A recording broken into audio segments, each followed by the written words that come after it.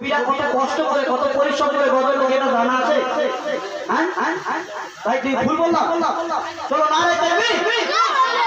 যদি না দেখিতে লিখিতে চোখে ঘুম চলে আসে,